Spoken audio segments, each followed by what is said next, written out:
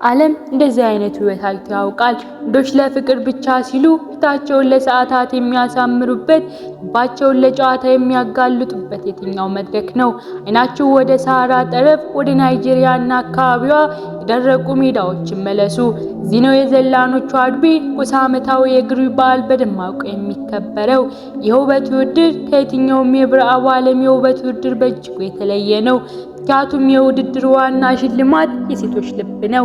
በመጀመሪያ ዝግጅቱ በጣም በሚያምር መልኩ ይጀምራል።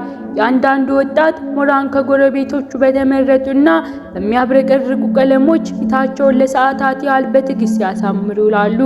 ሰውነት ስዕል ጥበብ ሲሆን የፊት ገጽታን የሚያጎሉ የተዋቡ የጂኦሜትሪክ ቅንጣቶች በቅልጥፍና ይሳላሉ። ቢጫው ሸክላ ቆዳቸውን ያደምቃል፣ ጥቁሩ የከሰል ቀለም ደግሞ ከንፈራቸውና አይናቸውን ቅርጽ በመስጠት ስሜት የሚሰጥ ጥልቅ እይታ እንዲኖራቸው ያደርጋል። ጭንቅላታቸው በሰጎን ላባ ባጌጠ የረጅም የቆዳ ከፍ ያስብለዋል። ይህም ቁመታቸውን ከፍ በማድረግ የጀግንነትና የኩራት ስሜት ያንጸባርቃል። የሁሉ ጥረት የሚደረገው በጣም የሚመኙትን የባህልነት ቦታ ለመያዝ ነው። የሁሉ ዝግጅት የሚጠናቀቀው የአኬኬ ዳንስ የሚጀመርበት ጊዜ ነው። ወንዶች ረጃጅም መስመር በመስራት ትከሻ ለትከሻ ተደጋግፈው ይቆማሉ።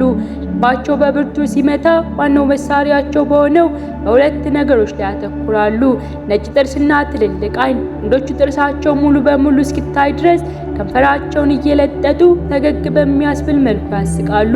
አይናቸውን በስፋት እየገለጡ ለሚመለከቷቸው ሴቶች ሁሉ የፍቅር አበባ በሚመስል እይታ ይወረውራሉ። የሴቶችን ልብ ለመማረክና ወደ አዲስ የጋብቻ ሕይወት ለመግባት ያላቸው ምኞት የሚያንጸባርቅ በጣም ደስ የሚል የመተማመንና የውበት ሰልፍ ነው።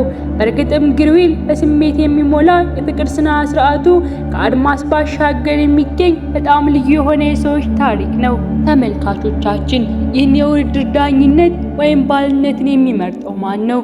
እናት፣ አባት፣ አክስት፣ አጎት ወይንስ የሀገር ሽማግሌዎች? የምንመለከተው ይሆናል።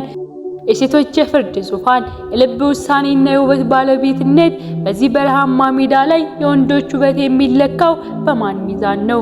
እና የሚዛን የተያዘው በማን እጅ ነው? አዎ፣ በሴት እጅ ነው። ይህ ነው የግሪዊል ፍጻሜ። የወንዶች ውበት ጦርነት ተጠናቋል እና አሁን መድረኩን በእጅጉ በተመረጡ ዳኞች እጅ ነው። የዋቤ ሴቶች። እነዚህ ሴቶች በራሳቸው ፍጹም ውበትና በልባቸው ቀይ የተመሰከረላቸው ከቀለበት መሃል እንደ ንግስት ይቆማሉ። በመካከላቸው የፍርድ ወንበር የለም። በምትኩ በጣም በራስ መተማመንና በኃይል የተሞላ እይታ እንደ መሳሪያ ይጠቀማሉ። ወንዶች ወይም ሞራን በአኬኬ ዳንስ ውስጥ ተሰልፈው ጥርሳቸውን እያሳዩና አይናታቸውን እየገለጡ በስሜት ሲጨፍሩ የዳኞቹ ሚና ይጀምራል። እነሱ በጣም ደስ በሚል ግርማ ሞገስ መስመሩን ወደ ላይ እና ወደ ታች ይጓዛሉ። እነሱ ግምገማ ከቆዳ ውበት የዘለለ ነው። የተዋቡ የፊት ቅባቶችን፣ የዳንሱ ጥንካሬና ከሁሉም በላይ የወንዶችን ስብዕናና የውስጥ ኃይል የሚመዝኑ ይመስላሉ። ከዳኞቹ አንዷ አንዳንድ የሚያላገባች ሴት በድንገት ትቆማለች። መሀል የጎሳውን አይን በእሷ ላይ ያርፋሉ። በመጨረሻ ያሰበችውን ወንድ ፈገግ በሚያስብል የእጅ ምልክት ትመርጠዋለች። ይህ ምርጫ ቀላል ውሳኔ አይደለም። ይሄ ልብ ውሳኔ ነው። ወንዱን ለፍቅር፣ ለትዳር አልያም ለሁለተኛ ባል የመምረጥ ስልጣን ሙሉ በሙሉ በእርሷ እጅ ነው። ግሪዊል በበዓል ለዋቢ ሴቶች ልባቸውን የመከተልና የራስን ዕድል በራስ የመወሰን እጅግ በጣም ልዩና ስሜት የሚሰጥ አጋጣሚ ነው። እዚህ ውበት ኃይል የሚቆጣጠር የወንዶች ሳይሆን የሴቶች ፍላጎት ነው። እናመሰግናለን።